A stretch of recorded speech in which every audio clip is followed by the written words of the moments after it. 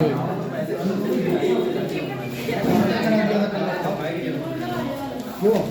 कल कहाँ तक करा दिया? आपने करा दिया ना तुगलक बस से गयासुद्दीन तुगलक के बारे में बता रहे थे।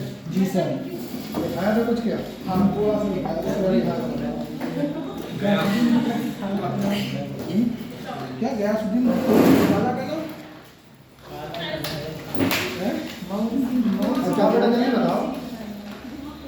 ये मार्कर बंद करके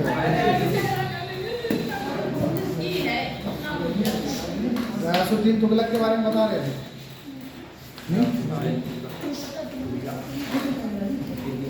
जी सर गयासुद्दीन तुगलक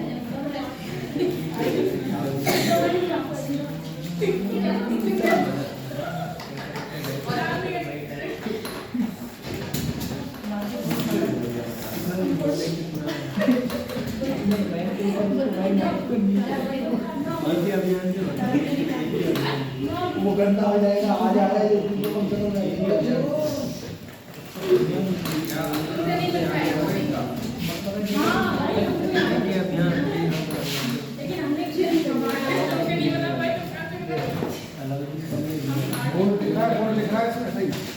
हाँ सर जी बोर्ड चमक रहा है सही। इसमें रोशनी कम्बल हो रही है। मैंने कहा कह दिया। चलो फिलहाल देखो बताओ कहाँ तक करा दिया? लास्ट पॉइंट में लिखा बताओ लास्ट पॉइंट बताओ। 1325 इसका वास्तविक नाम गाजी मलिक या तुगलक गाजी था। इसे ही तुगलक वंश का संस्थापक माना जाता है। इसे ही तुगलक वंश का संस्थापक माना जाता है। तुमने लिखवा दिया। चलो अब ध्यान दो लिखवा दीजिए उसके बता। देखो ये जो गयासुद्दीन तुगलक था, गयासुद्दीन तुगलक ने ही दिल्ली सल्तनत में सबसे पहले गाजी की उपाधि धारण की। गाजी इसने सबसे अधिक बार मंगोलों के आक्रमण को विफल किया था और उसके बाद इसने गाजी की उपाधि को धारण किया था। ठीक है तो लिखो नई लाइन से लिखो। गयासुद्दीन तुगलक ने सर्वाधिक बार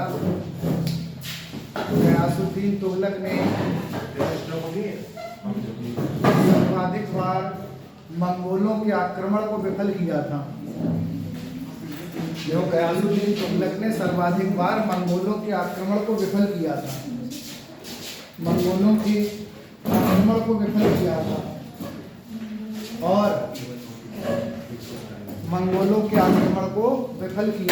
और गाजी की उपाधि धारण की थी। मंगोलों के आक्रमण को विफल किया था और गाजी की उपाधि धारण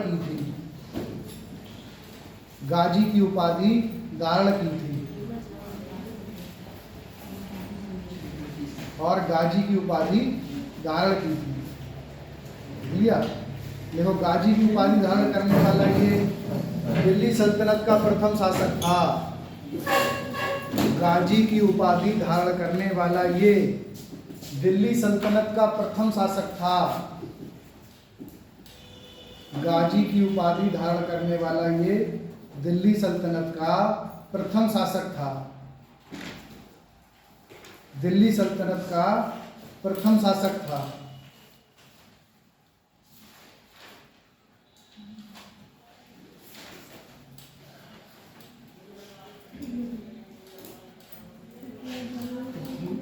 लिया जी। अब डालो अगला हेडिंग बंगाल का अभियान। अब ये एक अभियान करेगा बंगाल का अभियान।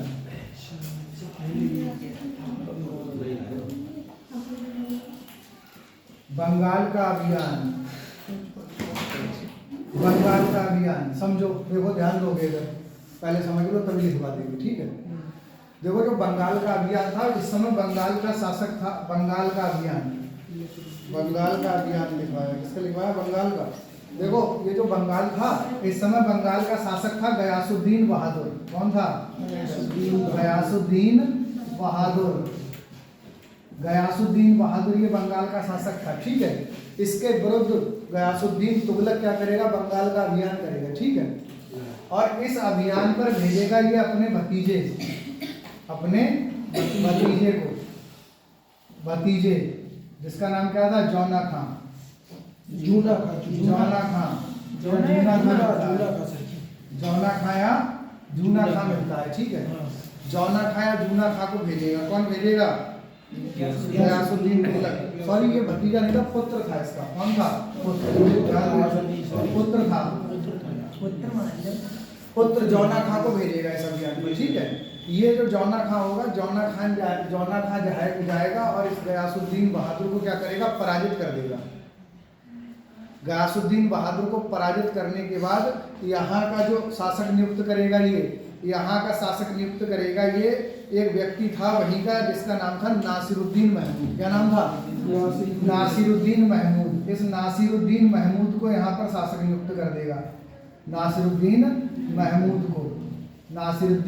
महमूद को शासक नियुक्त कर देगा ये, ठीक है। यहाँ पर उसके बाद देखो अगले क्या होगा?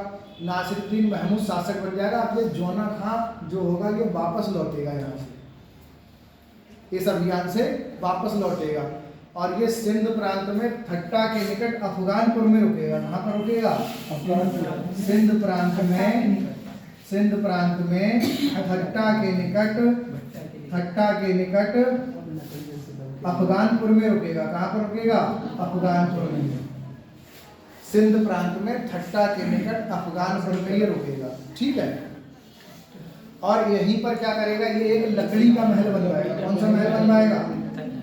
लकड़ी का महल बनवाएगा।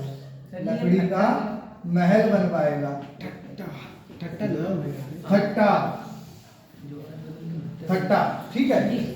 तो यहाँ पर क्या करेगा? ये एक लकड़ी के महल का निर्माण करवाएगा। समझ रहे हो? जी सर। और ये जो लकड़ी का महल होगा इसका वास्तुकार होगा अहमद अयाज खान। कौन होगा? अहमद अयाज खान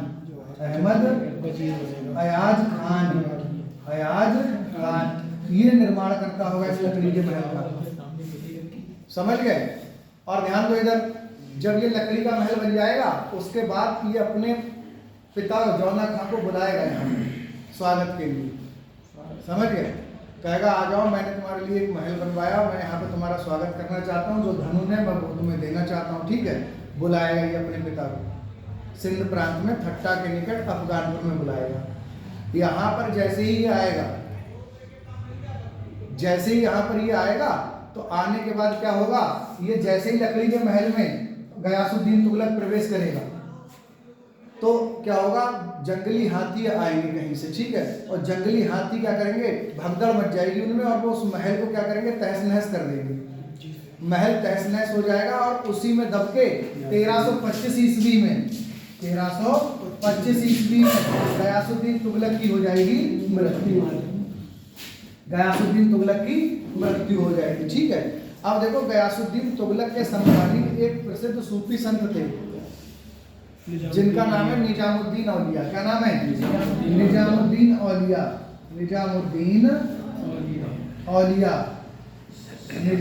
औलिया। ये एक प्रसिद्ध सूफी संत थे, ठीक है। समझ गए? ये निजामुद्दीन औलिया इसी के समकालीन थे। किसके? गयासुद्दीन तुगलक के। तो गयासुद्दीन तुगलक ने निजामुद्दीन औलिया को कुछ संपत्ति धन दिया था, ठीक है। अब ये सूफी संत थे तो धन से इनका कोई मतलब नहीं। इन्होंने क्या किया? उस धन को गरीबों में बांट दिया। तो इस गयासुद्दीन तुगलक ने पत्र भेजा निजामुद्दीन औलिया के पास। ये दिल्ली में थे उस समय। कहाँ थे? दिल्ली में थे निजामुद्दीन औलिया। और ये अफगानपुर में है। कहाँ पर है? अफगानपुर में। तो इसने पत्र भेजा और कहा या तो मैंने जो धन दिया था वो धन वापस कर दो, और अगर धन वापस ना कर पाओ तो मेरे आने से पहले तुम दिल्ली छोड़ दो, ठीक है। तो निजामुद्दीन औलिया ने इस कथन पर एक वक्तव्य बोला, हनोस्त दिल्ली दूरस्ती।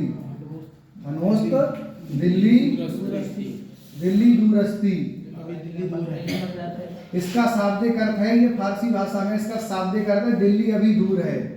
दिल्ली अभी दूर है,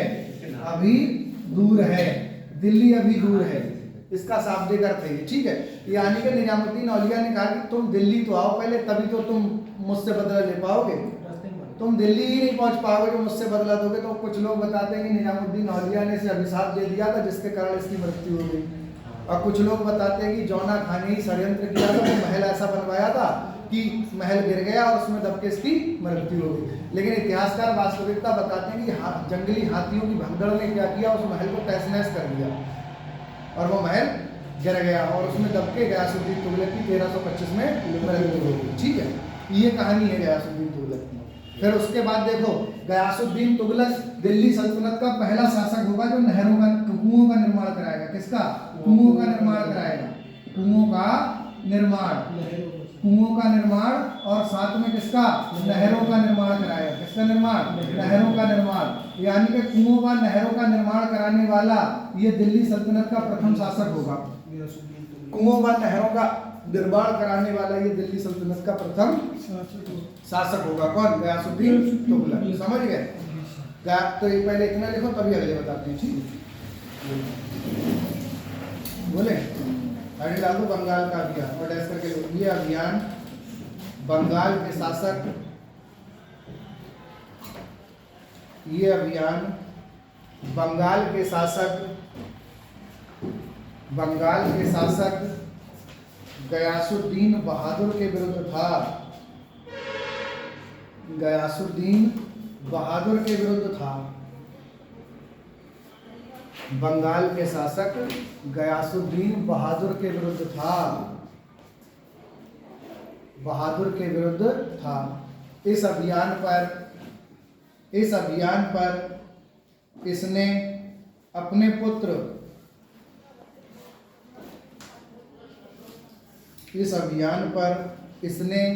पुत्र जौना खां को भेजा था। ये लिखा था हमने, अपने पुत्र जौना खां को भेजा था। जौना खां को भेजा था। जौना खां को भेजा था। इस अभियान में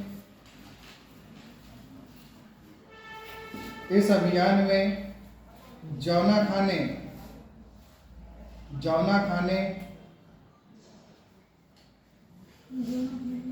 गयासुद्दीन बहादुर को पराजित कर दिया।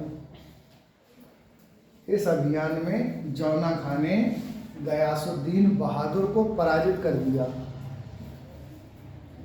गयासुद्दीन बहादुर को पराजित कर दिया और वहाँ का शासक नासिरुद्दीन महमूद को नियुक्त किया। वहाँ का शासक नासिरुद्दीन महमूद को नियुक्त किया। वहाँ का शासक नासिरुद्दीन महमूद को नियुक्त किया। नासिरुद्दीन महमूद को नियुक्त किया।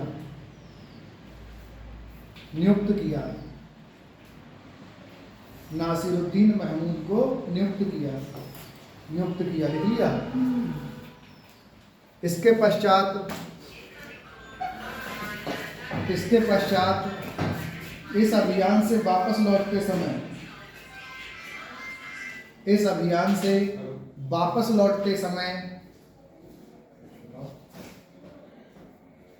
इसके पश्चात इस अभियान से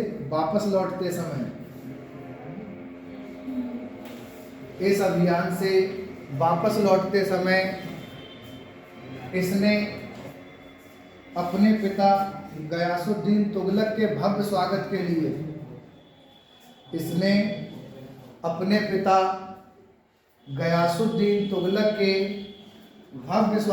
लिए गयासुद्दीन तुगलक के भव्य स्वागत के लिए सिंध में ठट्टा के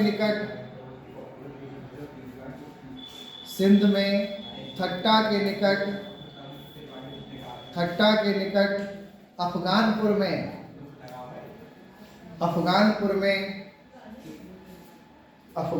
में एक लकड़ी के महल का निर्माण कराया। सिंध में ठट्टा के निकट अफगानपुर में एक लकड़ी के महल का निर्माण कराया।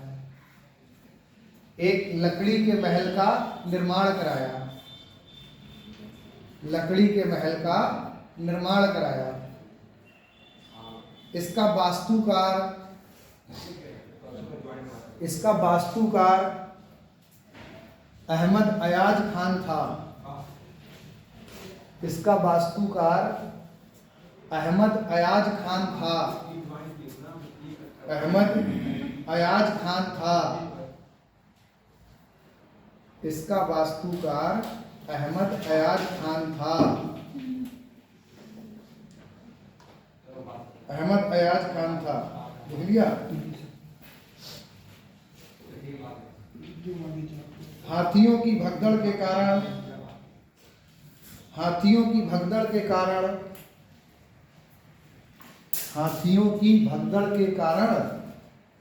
1325 ईस्वी में गयासुद्दीन तुगलक की 1325 ईस्वी में गयासुद्दीन तुगलक की इस महल में दबकर मृत्यु हो गई।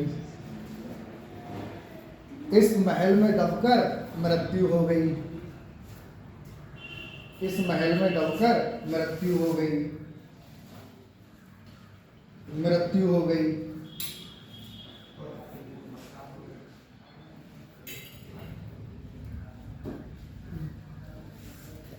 देखो, चिश्ती संप्रदाय के सूफी संत,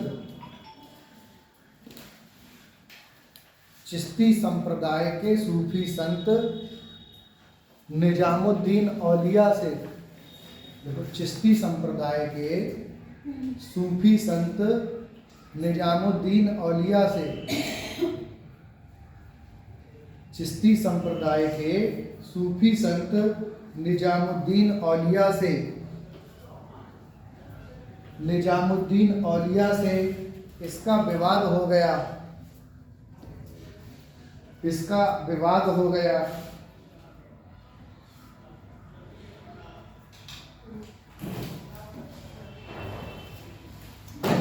विवाद हो गया।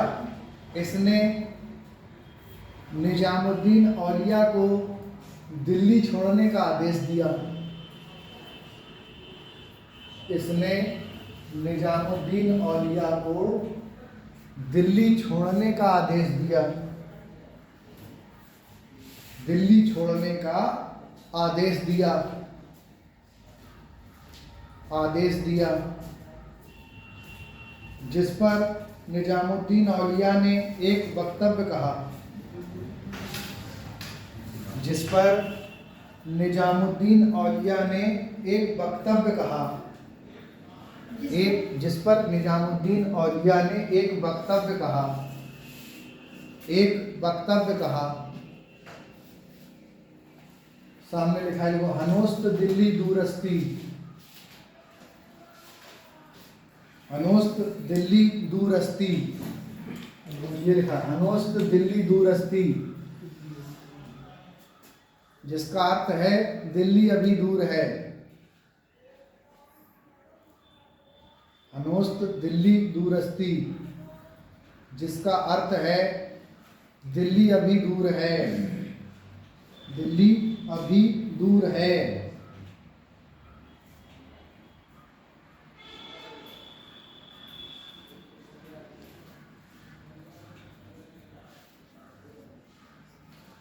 लिख लिया, दिल्ली अभी दूर है।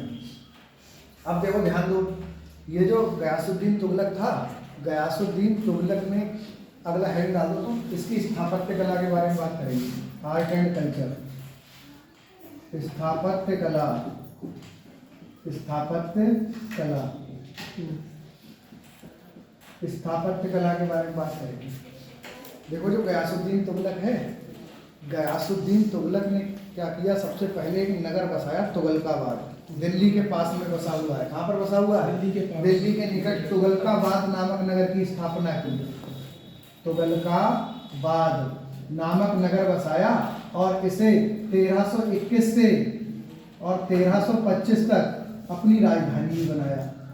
1321 से 1325 तक इसने इसे अपनी राजधानी भी बनाया था। ठीक है, तो डालो हेडिंग तुगलकाबाद नगर, हेडिंग डाल दो पहले स्थापत्य कला, फिर एक नंबर हेडिंग डालो तुगलकाबाद नगर। ये सामने लिखा है, देख लो तुगलकाबाद नगर, तुगलकाबाद नगर, तुगलकाबाद नगर लिखो डैश करके, बोले तुगलकाबाद नगर लिखो डैश करके, बोले लो। इस नगर की स्थापना दिल्ली के समीप, इस नगर की स्थापना दिल्ली के समीप, दिल्ली के समीप गयासुद्दीन तुगलक के द्वारा कराई गई, गयासुद्दीन तुगलक के द्वारा कराई गई तथा 1321 से 1325 तक, तथा 1321 से 1325 तक, 1321 से 1325 तक इसे अपनी राजधानी बनाया, इसे अपनी राजधानी बनाया। 1321 से 1325 तक इसे अपनी राजधानी बनाया, इसे अपनी राजधानी बनाया। लिख लिया। अगला हेड डाल दो 56 कोट दुर्ग, 56 कोट दुर्ग, 56 कोट दुर्ग। दुर्ग का मतलब जानते हो क्या होता है? किला। दुर्ग क्या होता है? किला होता है। यानी कि 56 कोट के दुर्ग का जो निर्माण है वो गयासुद्दीन तुगलक ने कराया। और ये कहाँ पर कराया? तो दिल्ली में ही तुगलकाबाद में बनवाया। कहाँ बनवाया? तुगलकाबाद में। तो देखो इस किले का निर्माण, हेडिंग डालो 56 कोट दुर्ग और डैश करके लिखो, इस किले का निर्माण तुगलकाबाद नगर में, इस किले का निर्माण तुगलकाबाद नगर में, तुगलकाबाद नगर में, इस किले का निर्माण तुगलकाबाद नगर में गयासुद्दीन तुगलक के द्वारा रोमन शैली में कराया गया, गयासुद्दीन तुगलक के द्वारा रोमन शैली में कराया गया, रोमन शैली में कराया गया। रोम की जो भवन निर्माण की शैली, रोम देश है ना, इटली की राजधानी है रोम, तो रोम में जैसे भवन बनते हैं वो वाली शैली, ठीक है, रोमन शैली कहलाती है। कराया, लिख लिया। अब कुओं व नहरों का निर्माण हेडिंग डालो जल्दी, ये बताया था मैंने भी, हेडिंग डालो कुओं व नहरों का निर्माण जल्दी से, कुओं व नहरों का निर्माण, कुओं व नहरों का निर्माण, कुओं व नहरों का निर्माण डाल दिया हेडिंग और लिखो डैश करके।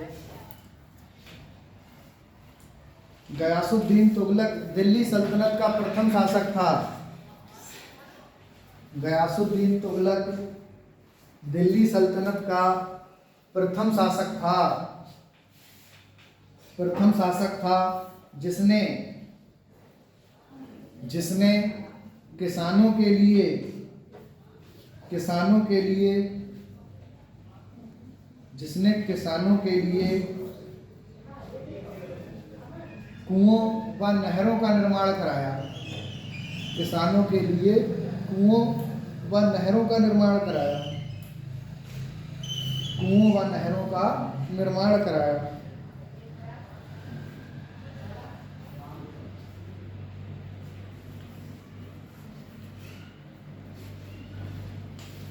ठीक, अगर पूछे सबसे अधिक कुएं व नहर किसने बनवाया तो फिरोज शाह तुगलक बनवाएगा, क्यों? लेकिन पहला शासक कौन होगा? गयासुद्दीन तुगलक। पहला शासक कौन होगा? गयासुद्दीन तुगलक होगा। फिरोज शाह तुगलक अगले पढ़ेंगे ना अभी हम। अब देखो ध्यान दो, इसने जो किसान थे, किसान, किसानों से लिए जाने वाले ऋण माफ कर दिए, किसानों से जो कर लिया जाता था वो माफ कर दिया। और अगर कोई भी किसान कर नहीं चुका पाता था तो उसके बदले उसे शारीरिक दंड दिया जाता था, कोड़े मारे जाते थे, समझ गए? तो शारीरिक दंड को भी समाप्त कर दिया इसने, ठीक है? तो लिखो जल्दी, नोट करके लिख लो,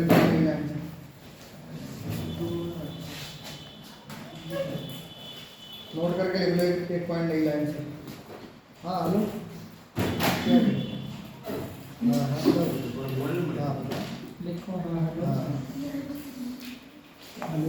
क्या लिखा?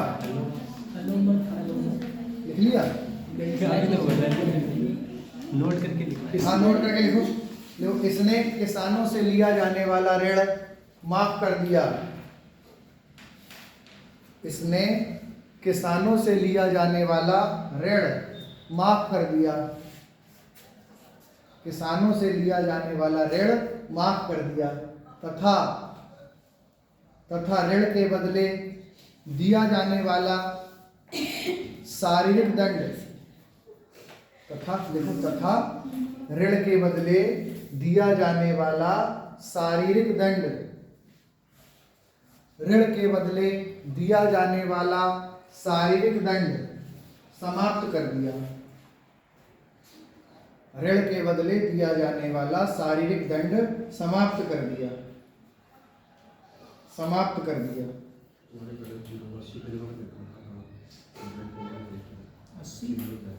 डालो हेडिंग मकबरा। मकबरा डाल दो हेडिंग।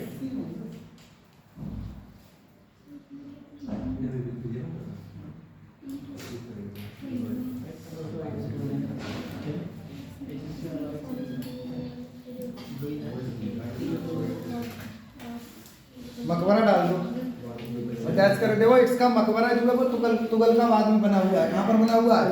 तुगलकाबाद में गयासुद्दीन तुगलक का मकबरा बना हुआ है। ठीक है, तो देखो इसका मकबरा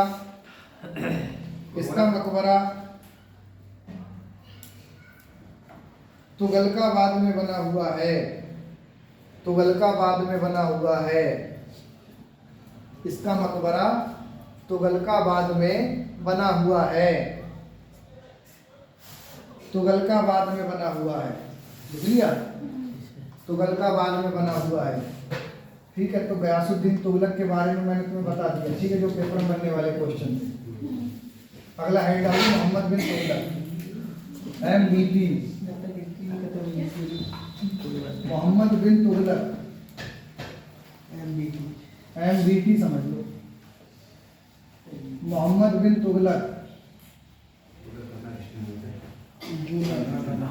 मोहम्मद बिन तुगलक डाल दिया हेडिंग। चलो देखो MBT हेडिंग डालो, मोहम्मद बिन तुगलक। एक बात बंद करो, मोहम्मद बिन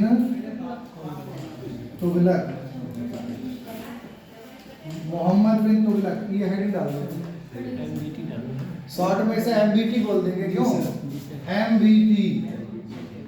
MBT बस ऐसे, क्योंकि नाम बड़ा है ना तो बार बार बोलेंगे तो उसमें समस्या आएगी, इसलिए MBT बोल देंगे। ठीक है, मोहम्मद बिन तुगलक डाल दिया हेडिंग। चलो अब ध्यान दोगे इधर। देखो सामान्य परिचय हेडिंग डालो। इसके सामान्य परिचय के बारे में बात करेंगे। सामान्य परिचय,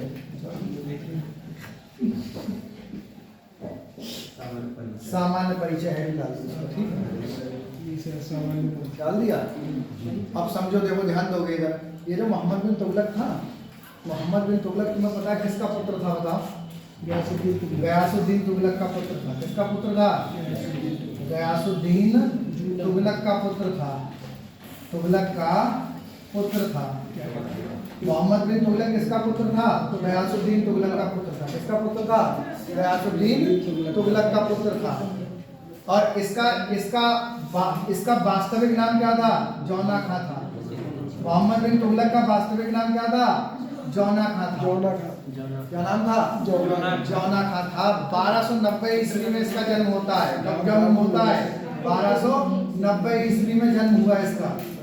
1290 ईस्वी में जन्म हुआ। ठीक है, अब ध्यान दोगे इधर। देखो सबसे इम्पोर्टेंट बात, जो पीछे मार रहे हैं, ध्यान देखो। सबसे इम्पोर्टेंट बात देखो, ये जो मोहम्मद बिन तुगलक होगा, ये दिल्ली सल्तनत का सबसे पढ़ा लिखा राजकुमार होगा। सबसे पढ़ा लिखा, सबसे अधिक पढ़ा लिखा, सबसे अधिक पढ़ा लिखा राजकुमार। सर ये पीछे वाला पूछ रहा कौन सी डिग्री थी? अधिक, हाँ अभी बता रहा हूँ, पढ़ा लिखा राजकुमार।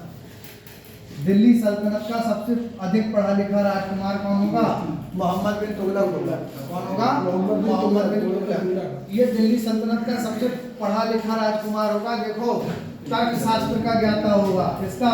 तर्क शास्त्र का ज्ञाता होगा। उसके बाद ज्योतिष शास्त्र का ज्ञाता होगा। ज्योतिष शास्त्र का ज्ञाता, नक्षत्र विज्ञान का ज्ञाता होगा, नक्षत्र विज्ञानी, नक्षत्र विज्ञानी, भौतिक शास्त्र का ज्ञाता, भौतिक शास्त्र का ज्ञाता था, भौतिक शास्त्र का ज्ञाता। देखो तर्क शास्त्र, ज्योतिष शास्त्र, नक्षत्र विज्ञानी, भौतिक विज्ञानी, ठीक है। उसके बाद बुद्धिवाद दर्शन का उपासक था। किसका? बुद्धिवाद दर्शन का उपासक था। बुद्धिवाद दर्शन, अरे साइकोलॉजी में बुद्धि नहीं पढ़ी, साइकोलॉजी है, पूरा दिमाग के बारे में जानता था पूरा, ठीक है। तर्क शास्त्र का मतलब यही ना क्वेश्चन, इसका कहना था कि कोई भी मुझसे आकर तर्क कर सकता है, वाद विवाद कर सकता है, मैं उसका आंसर दूंगा, ठीक है।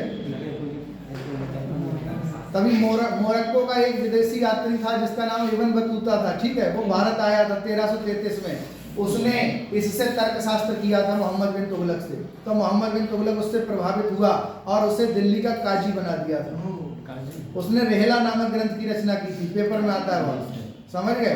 तो तर्क शास्त्र का मतलब होता है कोई क्वेश्चन पूछे उसके आंसर देना, ठीक है, या उससे पूछना और उससे आंसर लेना, ये तर्क होता है नहीं? हाँ सर जी, फिर इसे उल्लूख खा, अगर ये इतना ज्ञानी था फिर इसे उल्लूख खा क्यों कहना है? अभी बता दूंगा, सब ध्यान सुन समझो पहले। ज्ञान था इसके पास। अब ज्योतिष शास्त्र का क्या आता था? ज्योतिष शास्त्र जानते हो? ज्योतिष का मतलब भविष्य देख के बता देता था, भविष्यवाणी कर देता था, ठीक है। और इसने, ध्यान दो, इसे अपने शासन के बारे में भी पता था। जैसे ये राजा बना तो इसे पता था मेरा प्रारंभिक समय तो सही कटेगा, लेकिन बाद में समस्याएं आती जाएंगी, समस्याएं बढ़ती जाएंगी। इसे पता था पूरा अपने साम्राज्य के साथ, अपनी शासन व्यवस्था, अपने भविष्य के बारे में भी पूरा जानता था, समझ गए। तो पहले इतना लिखो, तभी अगले बताते हैं। सामान्य परिचय आईडी डाल दिया और लिखो डैश करके। मोहम्मद बिन तुगलक का जन्म 1290 ईस्वी में, मोहम्मद बिन तुगलक का जन्म 1290 ईस्वी में, 1290 ईस्वी में मुल्तान के कोटला में हुआ था। मुल्तान के कोटला में हुआ था। हाँ, कोटला मुल्तान में एक जिला है ना। मुल्तान के कोटला में हुआ था, जो कि पाकिस्तान में है। हाँ, मुल्तान के कोटला में हुआ था, ठीक। अभी निकालो। हाँ जी, पूरी अलमारी। मुल्तान के कोटला में हुआ था। निकलवा दो बेटा, मुल्तान के कोटला में हुआ था।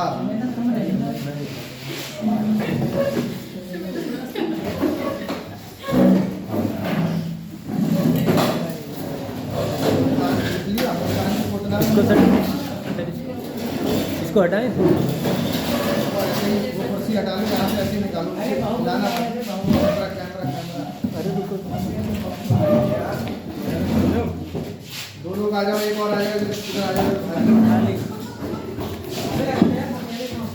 कैमरा सीधा करो, कैमरा सीधा करो,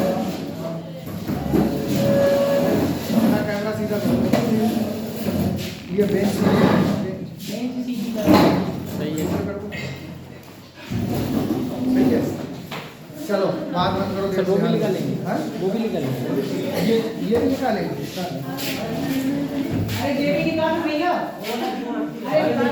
चलो चलो बैठो, बैठो तुम, शोर मत करो, बैठो जल्दी। बोले मुल्तान के कोटला में हुआ था, लिख लिया था ना?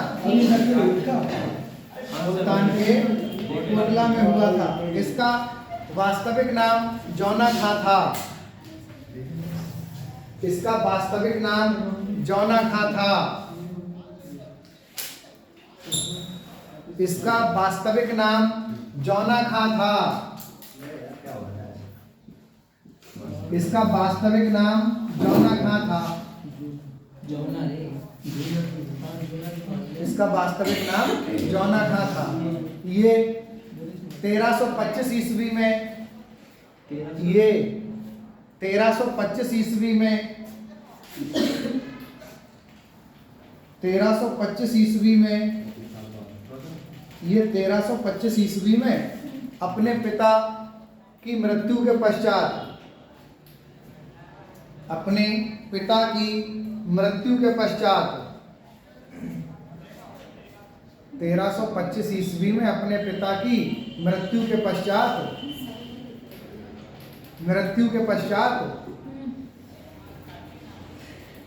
गद्दी पर बैठा। मोहम्मद बिन तुगलक की उपाधि से गद्दी पर बैठा। मोहम्मद बिन तुगलक की उपाधि से गद्दी पर बैठा। मोहम्मद बिन तुगलक की उपाधि से गद्दी पर बैठा। मोहम्मद बिन तुगलक की उपाधि से गद्दी पर बैठा। ये दिल्ली सल्तनत का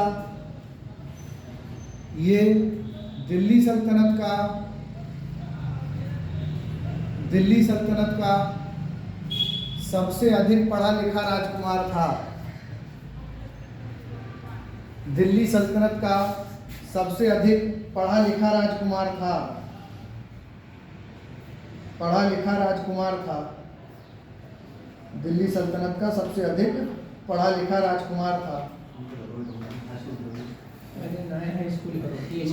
जो एक महान ज्योतिषी, भौतिक विज्ञानी,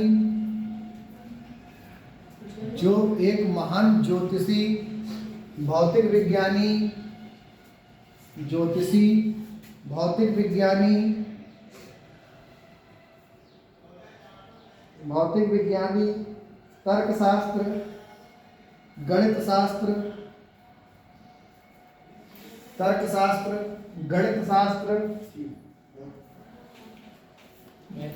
का ज्ञाता था। तर्कशास्त्र, गणित शास्त्र का ज्ञाता था।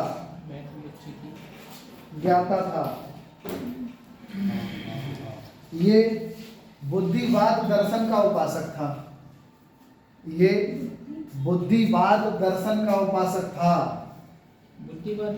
लिखा है, बताया था साइकोलॉजी में माइंड के बारे में, दिमाग पढ़ लेता था। ठीक है, तुम्हारा दिमाग पढ़ लेगा, इतना काबिल था। बुद्धिवाद दर्शन का उपासक था। तुमसे बात करके तुम्हारे दिमाग के बारे में पढ़ लेगा, जान लेगा कि तुम्हारे मन में क्या चल रहा है। बुद्धिवाद, हाँ लिख लिया। बुद्धिवाद दर्शन का उपासक था। लिख लिया। अब देखो, अगर पूछे इसके गुरु का नाम क्या था, तो इसके गुरु, आध्यात्मिक गुरु का नाम था निजामुद्दीन औलिया। किसका शिष्य था ये? निजामुद्दीन औलिया का शिष्य था। तो लिखो इसके आध्यात्मिक गुरु का नाम, लिखो जल्दी।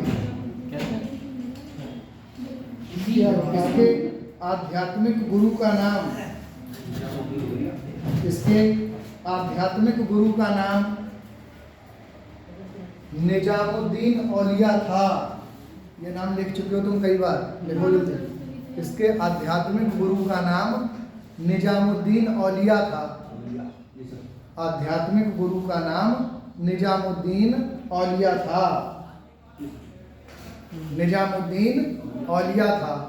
लिख लिया। अब ध्यान दो, देखो अब मैं बताता हूँ इसके अभियान के बारे में। देखो, ये था तो जनता हितैषी निरंकुश प्रवृत्ति का शासक था। ये चाहता तो जनता का भला था, लेकिन ये बताते हैं दिल्ली सल्तनत का सबसे मूर्ख सुल्तान भी इसे ही कहा जाता है। समझ गए क्यों कहा जाता है?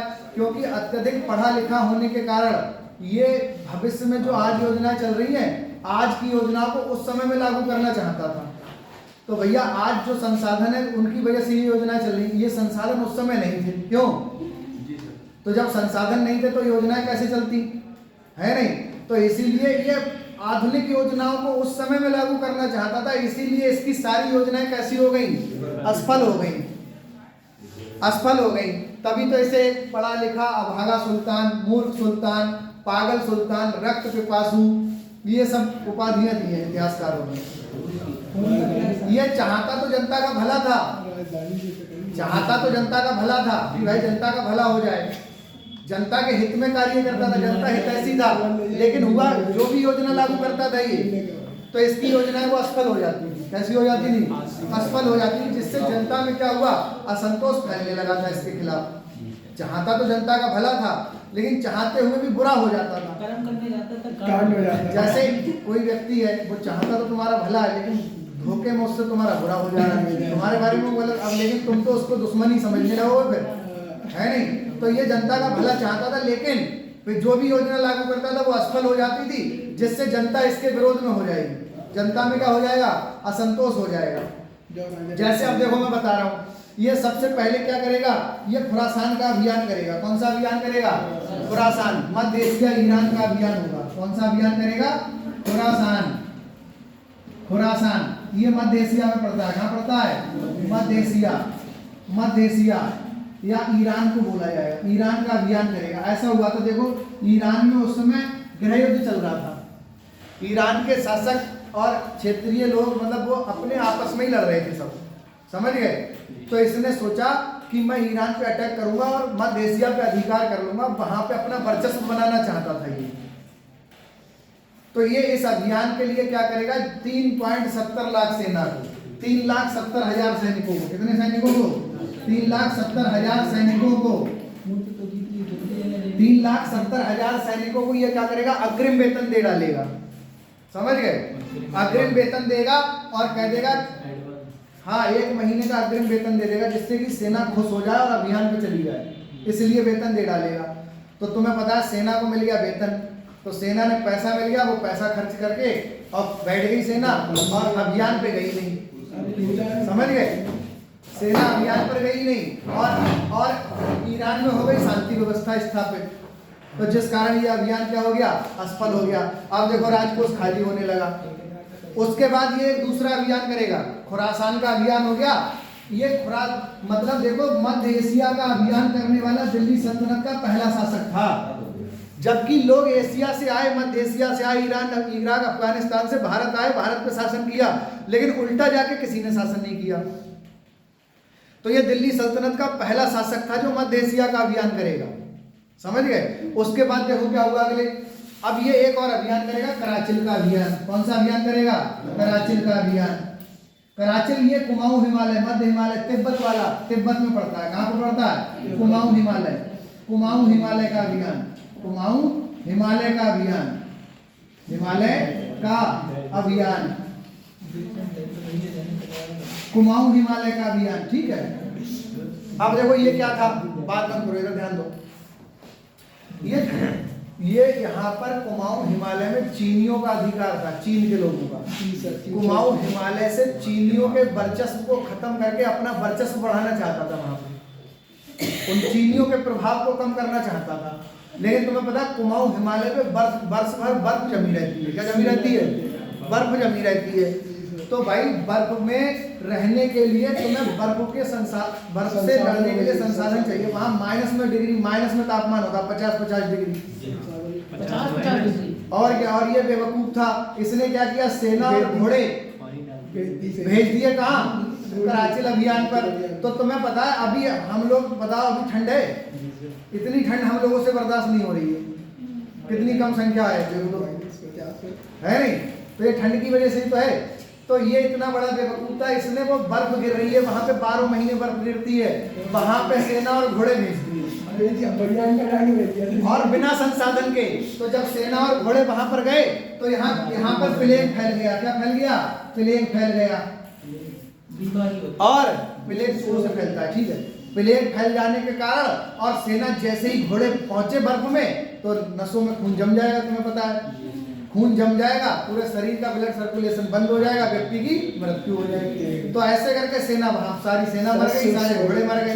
तो वो अभियान भी क्या हो गया, असफल हो गया। इसका हो गया, नहीं हो गया असफल।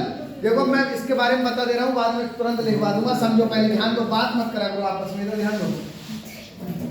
तो मैंने तो पहले खुरासान अभियान बताया। खुरासान मतलब ईरान का अभियान था, मध्य एशिया का अभियान। मैंने बताया यहाँ पर क्या था, यहाँ आपस में ये लोग लड़ रहे थे, गृह युद्ध चल रहा था, समझ गए। तो इसने सोचा कि मैं इसका फायदा उठाऊंगा और ईरान पे अधिकार कर लूंगा। सेना को पहले ही अग्रिम वेतन दे दिया, 3,70,000 सैनिकों को अग्रिम वेतन दे दिया 1 महीने का। तो सेना वेतन लेके गायब हो गई, अभियान पर गई नहीं, और ईरान में शांति व्यवस्था स्थापित हो गई। तो अभियान क्या हो गया, असफल हो गया, राजकोष खाली होने लगा। अब दूसरा अभियान इसने कौन सा करा, कराचिल अभियान। ये कुमाऊं हिमालय तिब्बत में चीनियों के प्रभाव को कम करना चाहता था ये वहां पे।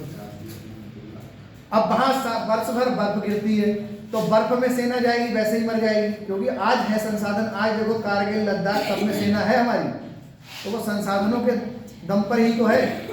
इसने ऐसे ही घोड़े और सेना भेज दी तो वो सब बर्फ में क्या हुए, ठंड की वजह से मर गए सारे। इसी सर की तरह से शराब लेके भेजना चाहिए था। शराब भी कुछ नहीं करेगी, कर रही है बर्फ वहां पे।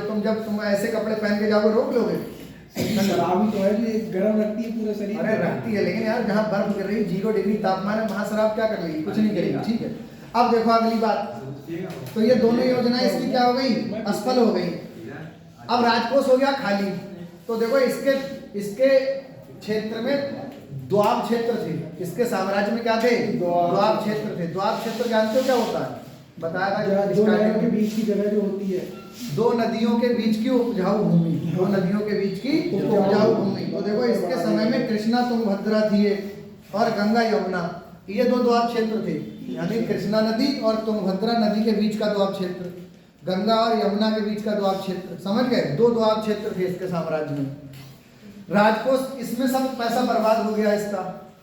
तो इसने सोचा कि मैं द्वाब क्षेत्र में कर वृद्धि कर दूं, तो राजकोष में पैसा आएगा तो अगले कोई काम करूंगा। जैसे ही इसने अब क्या करेगा, ये द्वाब क्षेत्र में 50% कर देगा। कितना कर देगा? 50%, मतलब आधा आधा, 50-50, 50% कर में वृद्धि कर देगा। जैसे ये कर वृद्धि करेगा तो ये बहुत ही बदकिस्मत था, अभागा था, अभागा सुल्तान कहा गया इसीलिए। जैसे ये द्वाब क्षेत्र में कर वृद्धि करेगा तो द्वाब क्षेत्र में क्या हो जाएगा, अकाल पड़ जाएगा, सूखा पड़ जाएगा। अब भाई जब सूखा पड़ गया तो फसल ही नहीं हुई तो जनता कहां से टैक्स देगी बताओ?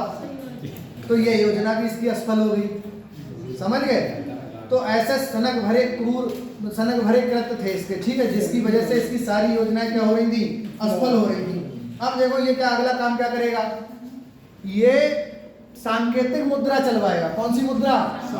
सांकेतिक मुद्रा। देखो चौथी बात बता रहा हूं मैंने 2 अभियान बताए, फिर मैंने तुम्हें अभी क्या बताया, द्वाब क्षेत्र में कर वृद्धि। लिख दे रहा हूं यहाँ पे। तीसरी बात मैंने बताई, द्वाब क्षेत्र में कर वृद्धि। द्वाब क्षेत्र में कर वृद्धि, ठीक है। अब देखो चौथी बात, सांकेतिक मुद्रा का प्रचलन करेगा। कौन सी मुद्रा का? सांकेतिक मुद्रा का प्रचलन, मुद्रा का प्रचलन करेगा। सांकेतिक मुद्रा का मतलब जानते हो, ये क्या करेगा, ये चांदी के बदले, चांदी के सिक्के के बदले जितने वजन का चांदी का सिक्का था उतने ही वजन का तांबे का सिक्का जारी करेगा और उसका मूल्य तांबे के सिक्के का मूल्य चांदी के सिक्के के बराबर रखेगा। तो ये बिल्कुल बेवकूफ था नहीं था? तुम बताओ, चांदी भी धातु है, तांबा भी धातु है, कौन सी धातु महंगी है? चांदी महंगी है। बेवकूफ से बेवकूफ व्यक्ति को पता है, क्यों? से नहीं पता है, पीछे बेटा। चांदी धातु महंगी होती है। अब इसने 2 सिक्के एक सेम वजन के बनाए, एक चांदी का एक तांबे का, और दोनों के मूल्य समान कर दिए। तो जनता तो होशियार थी, व्यापारी होशियार थे, तो उन्होंने क्या किया, चांदी रख ली। उन्होंने, जैसे अब ग्राहक सामान लेने दुकान पे जाते थे तो वो तांबे के सिक्के लेके जाते थे, और तांबे के सिक्के से मान लो 10 रुपए का सिक्का लेके गए, 1 रुपए का सामान लिया, 9 रुपए चांदी के वापस ले आए। तो ऐसे करके क्या हुआ, और लोग तांबे के सिक्के घरों में ढालने लगे। तो ऐसे करके क्या हुआ, परिणाम स्वरूप पूरे राज्य से चांदी गायब हो गई। चांदी को लोगों ने स्टोर कर लिया घर में अपने। जिसको भी चांदी के सिक्के मिल जाते वो चलाता नहीं था, तांबे का ही लेके जाता था। वो कहता था इसी को लेके जाओ यार, ये सस्ता है, चांदी का मिले वापस लाके घर पे रख दो।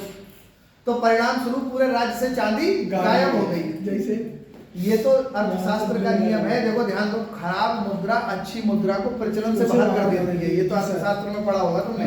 खराब मुद्रा, अगर कोई खराब मुद्रा चल रही है तो ये क्लियर है, वो अच्छी मुद्रा को प्रचलन से बाहर कर देगी। क्योंकि भैया सस्ती मुद्रा हर कोई चलाएगा, महंगी क्यों चलाएगा? उसे पता है दोनों का वजन एक है, लेकिन धातु महंगी कौन सी है? चांदी है चांदी महंगी। तो यानी कि अब चांदी जब महंगी है तो चांदी कौन देगा? कोई नहीं देगा, सब तांबे का यूज करेंगे, क्योंकि उन्हें पता था ये तो पागल सुल्तान है, अगला कोई बनेगा, फिर से सामान्य स्थितियां हो जाएंगी। क्यों? तो ऐसे करके ये वाली योजना भी इसकी क्या हो गई? असफल हो गई। लगातार असफल योजनाएं लागू कर रहा है, लगातार योजनाएं असफल होती जा रही है इसकी। समझ रहे हो? तो आप देखो अगले क्या होगा, ध्यान दो। लगातार योजनाएं असफल होने के कारण अब ये क्या करेगा, अब ये राजधानी परिवर्तन करेगा, क्योंकि इसकी क्रूर भरी योजनाओं से, सनक भरी योजनाओं से जनता परेशान हो गई है। बात बंद करो, इधर देखो। शैतानी करवाए, इतनी ठंड में तुम्हें शैतानी दिख रही है, सब ध्यान दे दो। तो देखो आप ध्यान दो, अगली बात बंद करो। अगली बात बता रहा हूँ, देखो पूरा चैप्टर समझाने के बाद तुरंत लिखा दूंगा, ठीक है? नहीं तो मैं थोड़ा समझाऊं लिखाऊं तो उसमें गड़बड़ होगा। लिखवा दूंगा अभी लास्ट में, समझ लो पहले। अब देखो अगले क्या हुआ, जनता इसकी सनक भरी योजनाओं से हो गई परेशान हो गई। तो जनता के लोग क्या करते थे, लोग दरबार में गालियों भरे पत्र लिखकर भेजते थे। समझ गए? नाम नहीं लिखते थे अपना, गालियों भरे पत्र लिखकर भेजते थे, गालियां देते थे बहुत, और कहते थे कि तू बाहर मिलेगा तो तुझे जान से मार देंगे, ठीक है? तो ये मोहम्मद बिन तुगलक जी था, वो डर गया, समझ गए? डर गया और इसने क्या किया, गाय बर्बाद मत करो, इधर ध्यान दे लो, ठीक है? राजी की कोई आवाज नहीं। अरे बिल्कुल भाई, जनता परेशान हो गई, जनता तो एक थी ना, तो वो उन्होंने अपने बना लिया, एक मीटिंग कर ली सब लोगों ने, और नाम नहीं लिखते थे पत्र पे, और बदल के लोग पत्र भेजते थे। रोज सुबह जैसे ही होती थी तो दरबार में 10 पत्र पड़े हुए मिलते थे, वो सुनाते थे, वो सैनिक सुनाते थे पढ़ के, तो उसमें गालियां लिखी होती थी कि चौराहे पे मिलेगा तो जान से मार देंगे तुझे, छोड़ेंगे नहीं, तुमने साम्राज्य को बर्बाद कर दिया, ठीक है? तो मोहम्मद बिन तुगलक डर गया, और इसने क्या किया, इसने तो देवगिरी थी, देवगिरी यार, अरे बात बन रही है, वीडियो बन रही है यार, समझा करो तुम लोग, समझते नहीं। अब देवगिरी आपको देता है यार। चलो देखो ध्यान से, अब ये क्या करेगा, समझो, ध्यान दो। ये क्या करेगा, ये राजधानी परिवर्तित करेगा। महाराष्ट्र में देवगिरी था, मैंने बताया देवगिरी, देवगिरी का नाम बदल के दौलताबाद करेगा। क्या करेगा, दौलताबाद करेगा, और देवगिरी को अपनी राजधानी बनाएगा। जैसे ही राजधानी देवगिरी लेकर जाएगा तो देवगिरी में भी महामारी फैल जाएगी, प्लेग। क्या फैल जाएगी, प्लेग बताते हैं। वहां पर एक बूढ़ी औरत और मोहम्मद बिन तुगलक, केवल 3 ही लोग पूरे देवगिरी में रह गए थे, पूरा देवगिरी खाली हो गया था। तो इसने सोचा कि मैं भी कहीं महामारी की चपेट में ना आ जाऊं, तो इसलिए ये फिर से दोबारा राजधानी वापस कहाँ लेके आया, दिल्ली ले आया। तो ये राजधानी वाली योजना भी क्या हो गई, असफल हो गई। क्या हो गई, असफल हो गई, ठीक है? कैसी किस्मती से बहुत बदकिस्मत व्यक्ति था ये।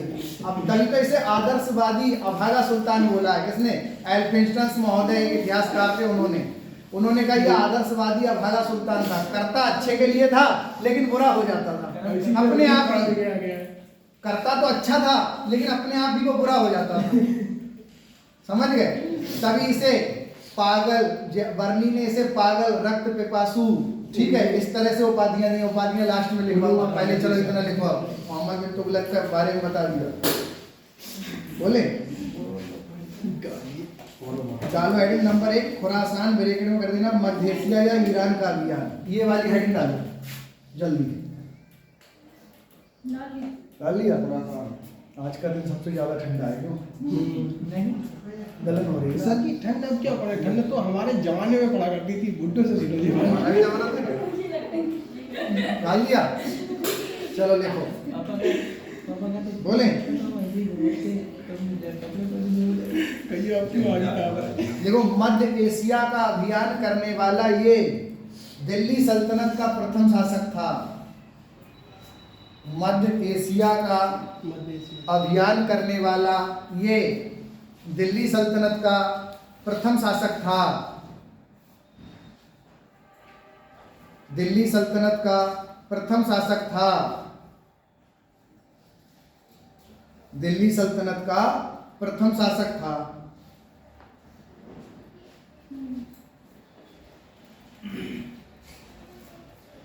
यह अभियान इसने 1331 ईस्वी में किया था।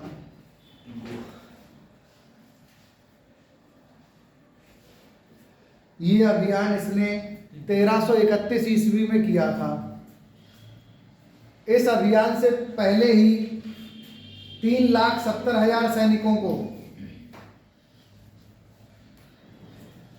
इस अभियान से पहले ही 3,70,000 सैनिकों को, 3,70,000 सैनिकों को,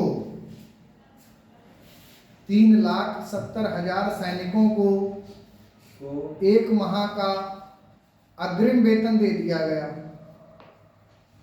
1 माह का अग्रिम वेतन दे दिया गया। 1 माह का अग्रिम वेतन दे दिया गया। सेना अभियान पर नहीं गई और ईरान में शांति व्यवस्था स्थापित हो गई। सेना अभियान पर नहीं गई और ईरान में शांति व्यवस्था स्थापित हो गई, जिस कारण यह अभियान असफल हो गया। जिस कारण यह अभियान असफल हो गया, स्थापित हो गई, जिस कारण यह अभियान असफल हो गया। यह अभियान असफल हो गया। असफल हो गया लिख लिया। डालो 2 नंबर हेडिंग। कराची अभियान, ब्रैकेट में है कुमाऊं हिमालय या चीन का अभियान। कराची अभियान हेडिंग डालो। कराची अभियान जल्दी सामने देख के। कराची अभियान ब्रैकेट में रखो कुमाऊं हिमालय या चीन का अभियान। कुमाऊं हिमालय या चीन का अभियान। कराची अभियान, कुमाऊं हिमालय या चीन का अभियान। कुमाऊं हिमालय या चीन का अभियान। लिखो डैश करके बोले। ये तिब्बत में लगता है कुमाऊं अभी? हाँ हाँ बिल्कुल तिब्बत में लगता है। जो अपने उत्तराखंड में कुमाऊं यूनिवर्सिटी है मतलब वो तिब्बत में थोड़ी है। चलो देखो, ये अभियान करने वाला भी ये दिल्ली सल्तनत का प्रथम शासक था। ये अभियान करने वाला भी ये दिल्ली सल्तनत का प्रथम शासक था। ये अभियान करने वाला भी ये दिल्ली सल्तनत का प्रथम शासक था। दिल्ली सल्तनत का प्रथम शासक था। यहाँ से वह चीनियों के प्रभाव को कम करना चाहता था। यहाँ से वह चीनियों के प्रभाव को कम करना चाहता था। चीनियों के प्रभाव को कम करना चाहता था। चीनी लोग होते हैं ना, चीनियों के प्रभाव को कम करना चाहता था। परंतु बर्फबारी व प्लेग के कारण बर्फबारी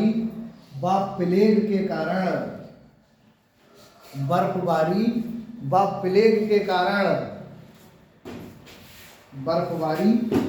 प्लेग के कारण प्लेग के कारण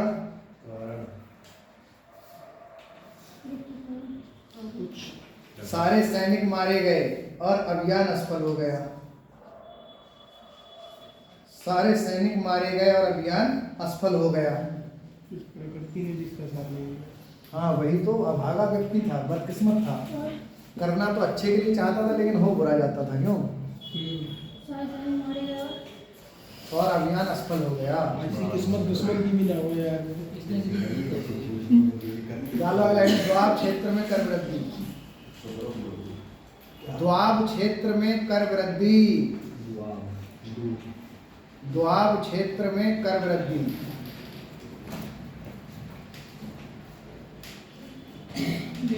द्वाब क्षेत्र में कर वृद्धि डाल दिया है और लिखो डैश करके बोले।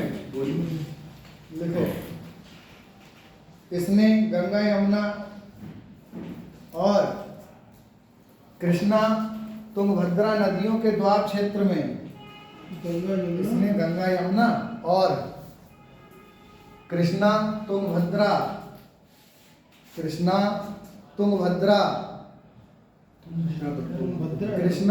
नहीं लिखते हो? तुंगभद्रा नदी का नाम नहीं सुना? तुंगभद्रा यार, तुंग ऐसे। अरे तुंगभद्रा नदी का नाम नहीं सुना तुमने? कमाल है बिल्कुल। ये ऐसे लिखा है तुंगभद्रा। लिख तो दिया था। तुंगभद्रा ठीक है। चलो बात बंद करो, लिखो जल्दी। गंगा यमुना और कृष्णा व तुंगभद्रा नदियों के द्वाब क्षेत्र में कर को 50% कर दिया। गंगा यमुना व कृष्णा तुंगभद्रा नदियों के द्वाब क्षेत्र में कर को 50% कर दिया, ऐसे पानी कर को 50% कर दिया, कर दिया 50% कर दिया।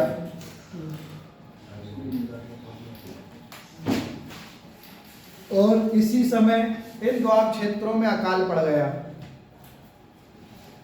और इसी समय इन द्वाब क्षेत्रों में अकाल पड़ गया, इन द्वाब क्षेत्रों में अकाल पड़ गया, इन द्वाब क्षेत्रों में अकाल पड़ गया, अकाल पड़ गया तथा किसानों ने कर नहीं दिया, जिस कारण ये योजना असफल हो गई। किसानों ने कर नहीं दिया, जिस कारण ये योजना असफल हो गई, असफल हो गई। डालो हेडिंग राजधानी परिवर्तन जल्दी से। ये योजना असफल हो गई, हेडिंग डालो राजधानी परिवर्तन, जल्दी से हेडिंग डालो राजधानी परिवर्तन और लिखो डैश करके, बोले लिखो 1326 ईस्वी में 1326-27 कर देना, 1326-27 ईस्वी में 1326-27 ईस्वी में 27 ईस्वी में राजधानी दिल्ली से देवगिरी स्थापित की, राजधानी दिल्ली से देवगिरी स्थापित की, राजधानी दिल्ली से देवगिरी स्थापित की, देवगिरी स्थापित की, देवगिरी स्थापित की और उसका नाम बदलकर दौलताबाद रखा, दौलताबाद रखा।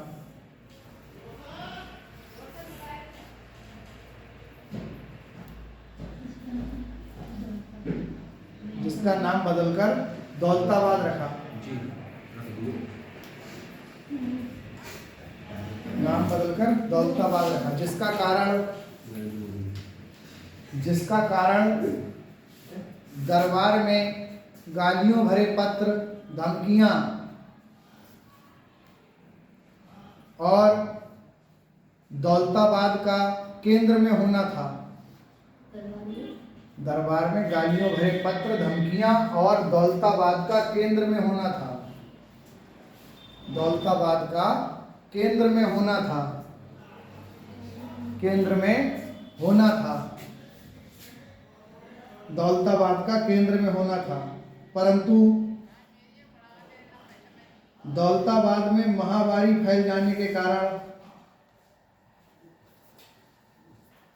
परंतु दौलताबाद में महामारी फैल जाने के कारण पुनः राजधानी को दिल्ली लाना पड़ा। दौलताबाद में महामारी फैल जाने के कारण पुनः राजधानी को दिल्ली लाना पड़ा और ये योजना भी असफल हो गई, ये योजना भी असफल हो गई, ये योजना भी असफल हो गई। देखिए अगला हेडिंग डालो जल्दी से, सांकेतिक मुद्रा का प्रचलन।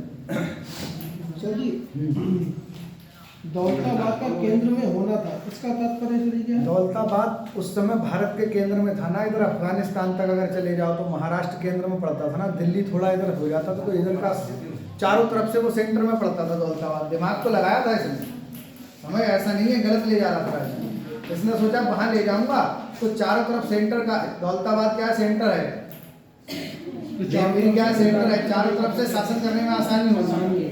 लेकिन कहानी खराब हो गई, प्लेग फैल गया, महामारी, जिसके कारण क्या हुआ, सारी पूरा दौलताबाद खाली हो गया। 3 ही लोग बचे, एक बूढ़ी औरत, एक मोहम्मद बिन तुगलक, एक व्यक्ति इसके साथ वाला था, कोई सेनापति होगा इसका, ठीक है।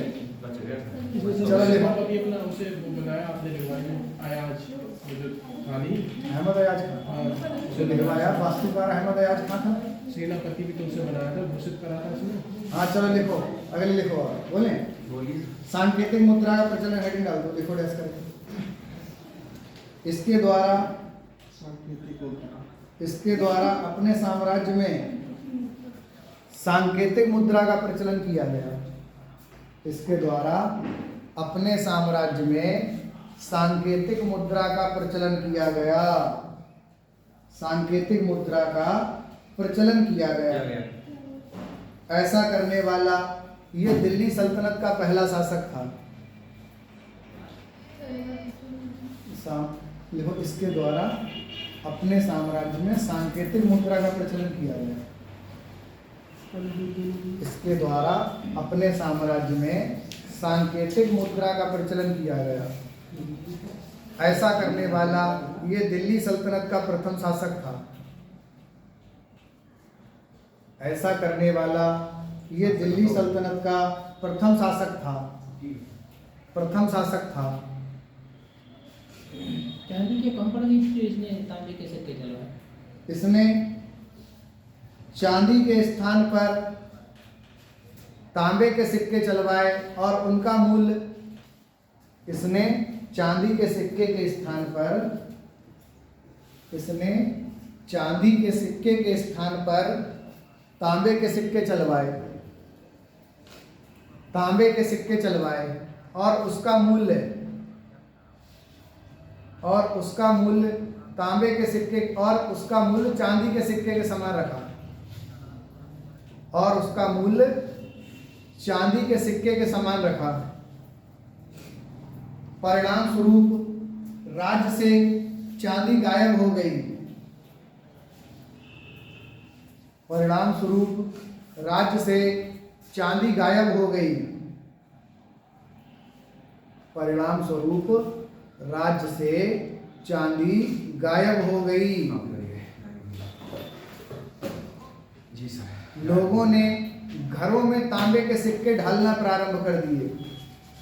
लोगों ने घरों में तांबे के सिक्के ढालना प्रारंभ कर दिए।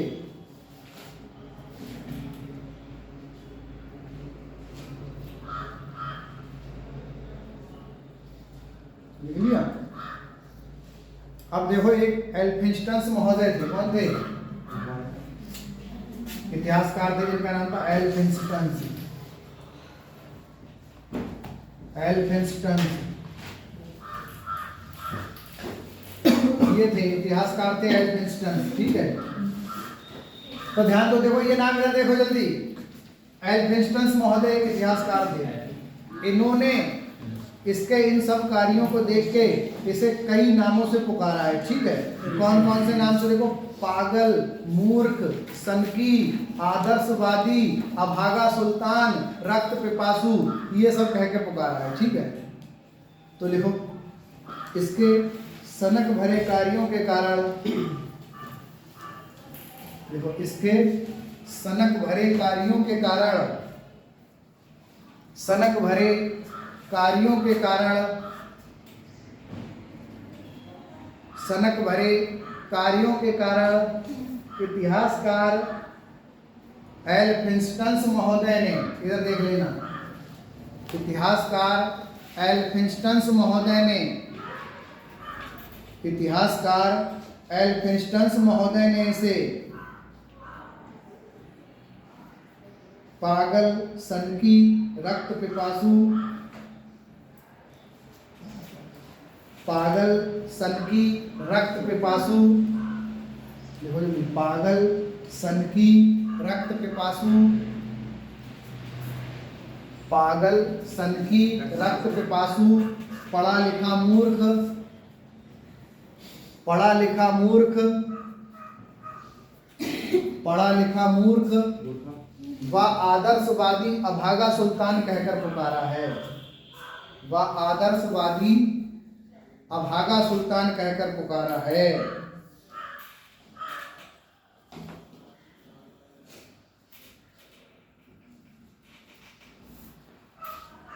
आदर्शवादी अभागा सुल्तान कहकर पुकारा है। देख लिया। अब देखो, इसकी 1351 में मृत्यु हो जाएगी। समझ गए? सिंध जाते समय थट्टा के पास में एक जगह है गोंडाल। कौन सी जगह है? गोंडाल। सिंध जाते समय थट्टा के निकट गोंडाल में, कहाँ पर? गोंडाल में इसकी क्या हो जाएगी? मृत्यु हो जाएगी। इसकी मृत्यु पर इसकी मृत्यु पर इतिहासकार वर्णी लिखता है अंततः उसे और मतलब अंततः उसे और जनता को उससे मुक्ति मिली। जनता को राजा से, राजा हाँ, अंततः जनता को उससे और उसे जनता से मुक्ति मिली। ये कथन लिखता है कौन? इतिहासकार वर्णी। देखो मृत्यु हेडिंग डाल दो। देखो 1351 ईस्वी में 1351 ईस्वी में सिंध जाते समय थट्टा के निकट सिंध जाते समय थट्टा के निकट गोंडाल में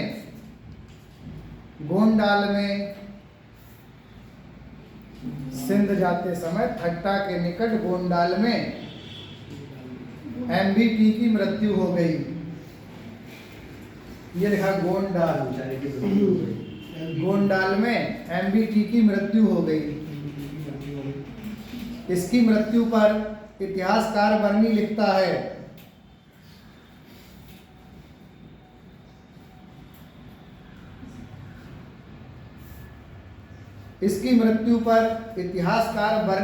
है अंततः उसे लोगों से इसकी मृत्यु पर इतिहासकार वर्णी लिखता है अंततः उसे लोगों से और लोगों को उससे मुक्ति मिली। अंततः उसे लोगों से और लोगों को उससे मुक्ति मिली।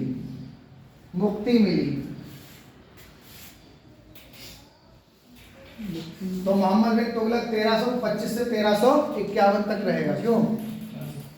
1325 से 1351 तक। तुगलकाबाद नगर किसने बनाया? मोहम्मद बिन तुगलक ने। क्यों? वो हाँ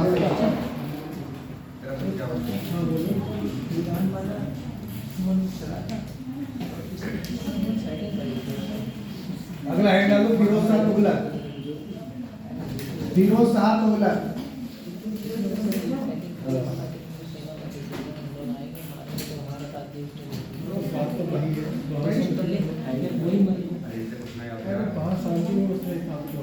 डालो हेडिंग फिरोज शाह तुगलक जल्दी से। फिरोज शाह तुगलक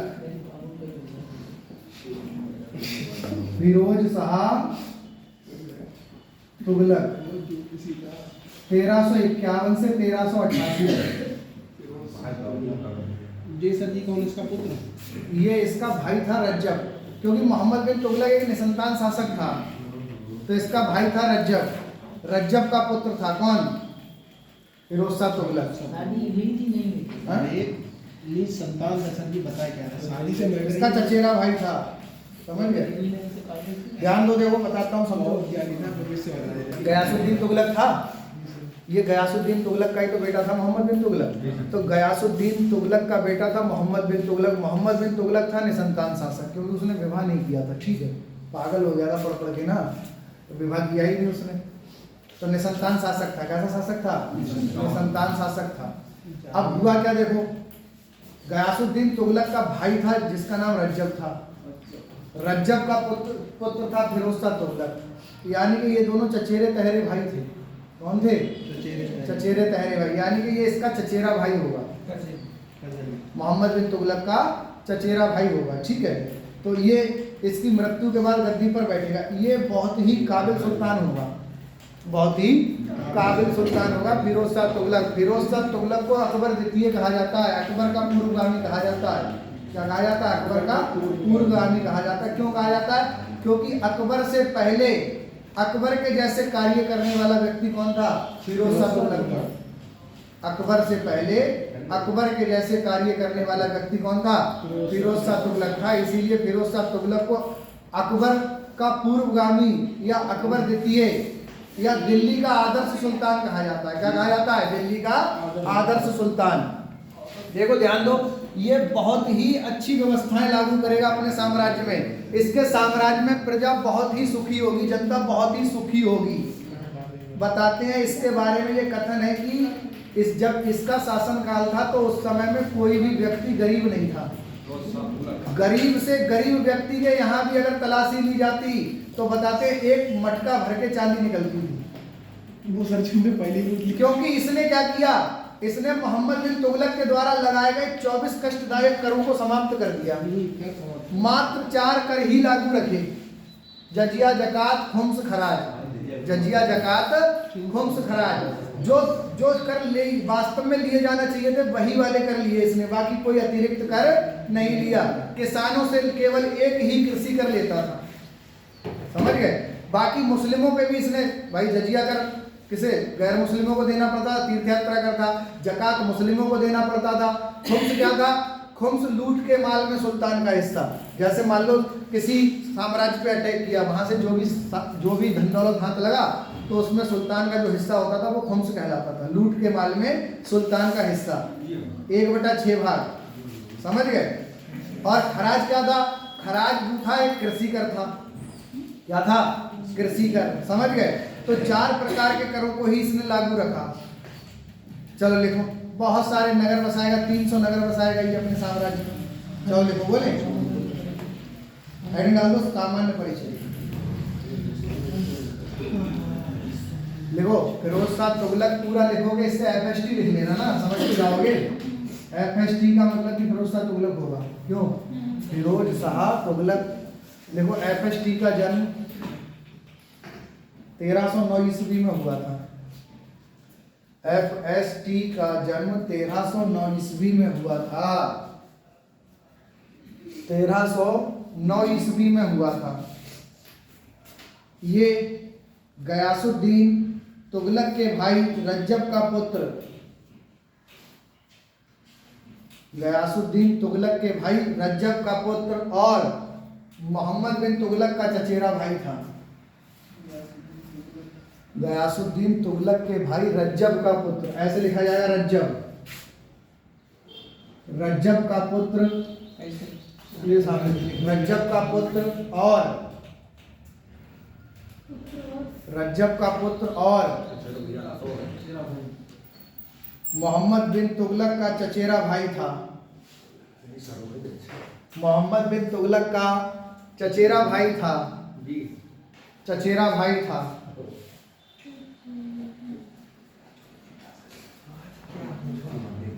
चचेरा भाई था, लिख लिया।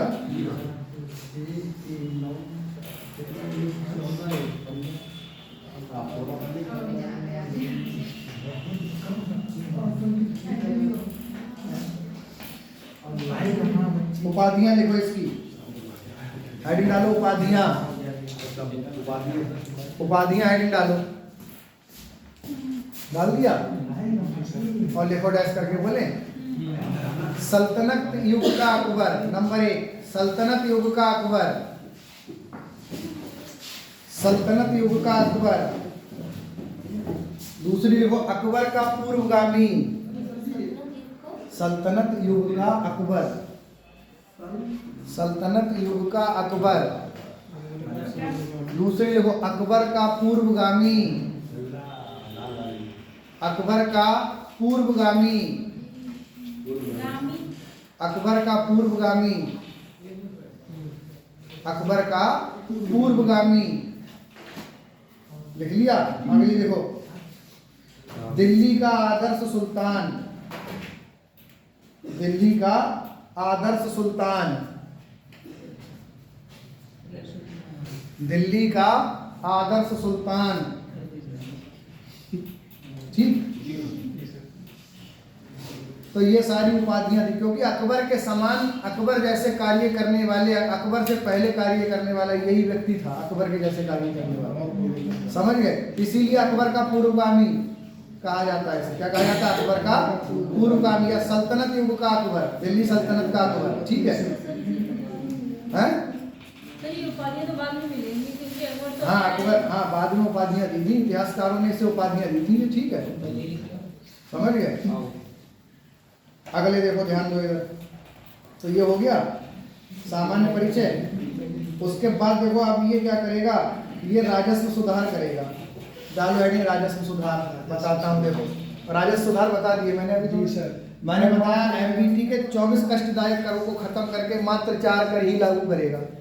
तो अब पहले जनता 24 प्रकार के कर दे रही थी, अब मात्र 4 प्रकार के ही कर देगी, तो जनता संपन्न होगी नहीं होगी? जी सर। बिल्कुल होगी। ठीक है, डालो हेडिंग राजस्व सुधार और डैश करके लिखो। इसमें मोहम्मद बिन तुगलक के द्वारा लगाए गए मोहम्मद बिन तुगलक के द्वारा लगाए गए 24 कष्टदायक करों को समाप्त कर दिया। 24 कष्टदायक करों को समाप्त कर दिया। मोहम्मद बिन तुगलक के द्वारा लगाए गए 24 कष्टदायक करों को समाप्त कर दिया। केवल 4 करों को ही लागू रखा।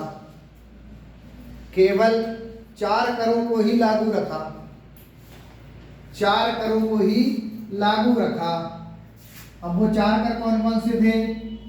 जजिया, मैं इधर लिख रहा हूं, देखो इधर से देख के लिखना। जजिया, गैर मुस्लिमों से लिया जाने वाला तीर्थ यात्रा कर। गैर मुस्लिमों से लिया जाने वाला तीर्थ यात्रा कर। तीर्थ यात्रा कर। फिर दूसरा है जकात। दूसरा क्या है? जकात। जकात, जकात क्या था? मुस्लिमों से लिया जाने वाला धार्मिक कर। हाँ, मुस्लिमों से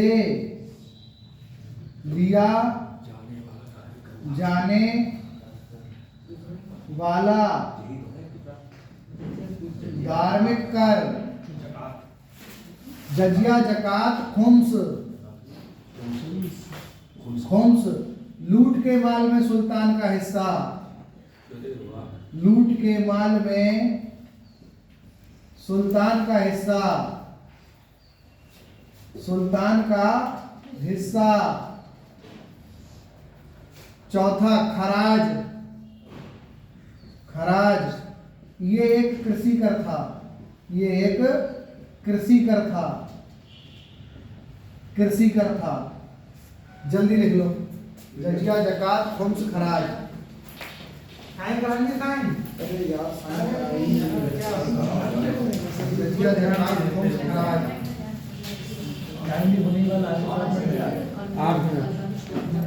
जल्दी लाओ।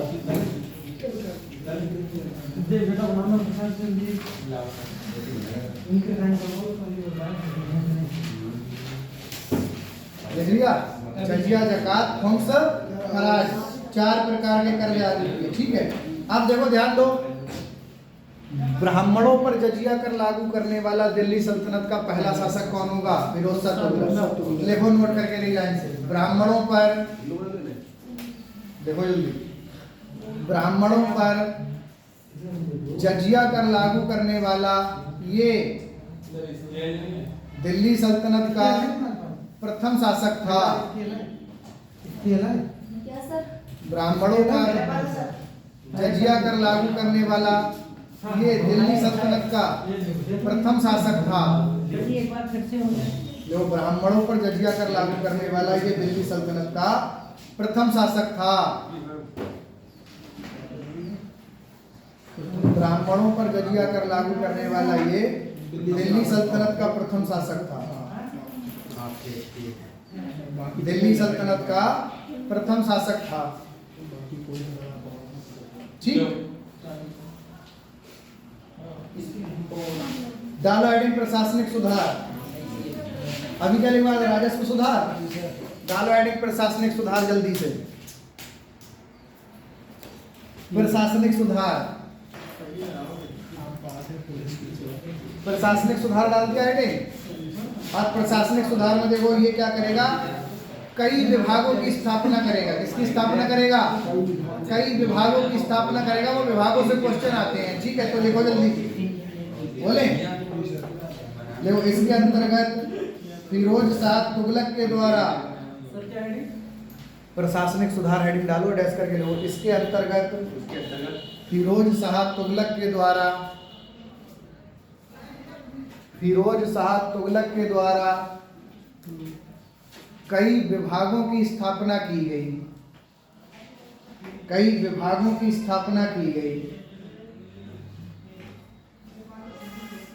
लिखो पहला विभाग, दीवान ए खैरात। दीवान ए खैरात। दीवान ए खैरात।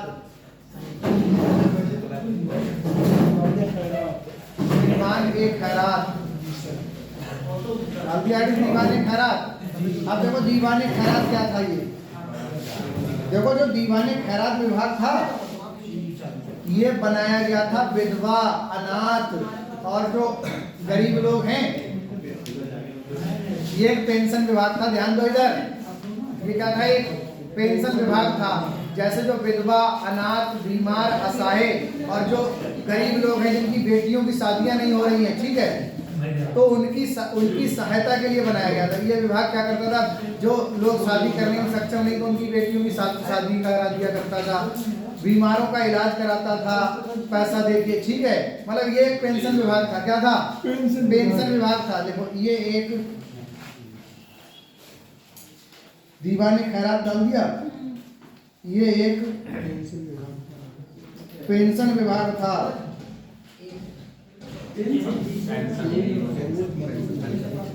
जो जरूरतमंदों की सहायता के लिए बनाया गया था। जो जरूरतमंदों की सहायता के लिए बनाया गया था। जरूरतमंदों की सहायता के लिए बनाया गया था। जरूरतमंदों की सहायता के लिए बनाया गया था। इसमें अनाथ लड़कियों के विवाह का प्रावधान था। बनाया गया था। इसमें अनाथ लड़कियों के विवाह का प्रावधान था। अनाथ लड़कियों के विवाह का प्रावधान था। विवाह का प्रावधान था और विवाह का प्रावधान था और असहाय, दिव्यांग, विधवा, बुजुर्ग आदि लोगों को आर्थिक सहायता दी जाती थी। असहाय, दिव्यांग, विधवा, बुजुर्ग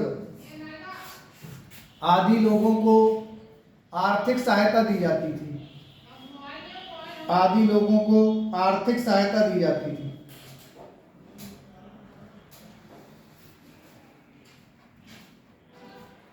लिख लिया? अगला है डालो, दीवान ए बंदगान। दीवान ए बंदगान। दीवान ए बंदगान हेडिंग डालो जल्दी और लिखो डैश करके। बोले दीवान ए बंदगान, लिखो डैश करके। देखो दीवान ए बंदगान ये एक दास विभाग था। क्या था? दास विभाग था। इसके अंतर्गत दासों के लिए बहुत सारी सुविधाएं दी जाती थी। समझ गए? सबसे अधिक दासों की संख्या अगर मैं कहूं किसके समय में थी, वो फिरोज शाह तुगलक के समय में थी। इसने एक दास विभाग बना दिया था और इसने दासों की खरीद बेच पे रोक लगा दी थी। समझ गए? दासों के लिए इसने काम किया था, गुलामों के लिए काम किया था।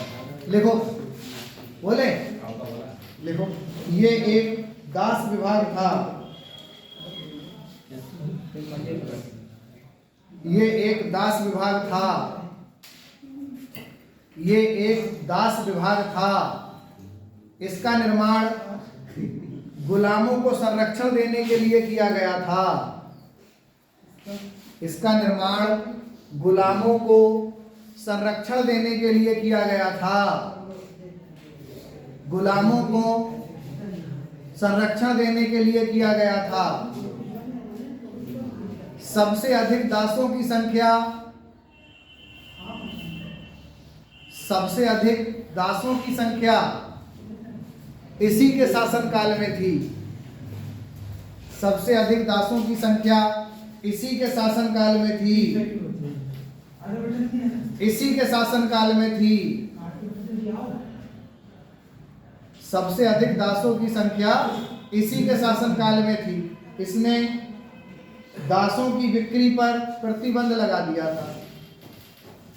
इसने दासों की बिक्री पर प्रतिबंध लगा दिया था।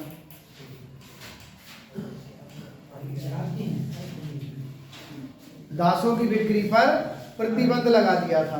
जी साइन करो, साइन जल्दी ये पीछे फोटो खींच लो यार, फोटो टाइम हो गया, फोटो खींच लो। फोटो खींच लिया, फोटो खींच लिया। एक और खींच लिया। चलो अगला हाइट डाल दो। हाँ, एक पॉइंट लिखो नोट करके, नहीं लाइन से जल्दी बोले। अब नहीं लिखा जाएगा, मतलब तो फोटो हो जाएगा।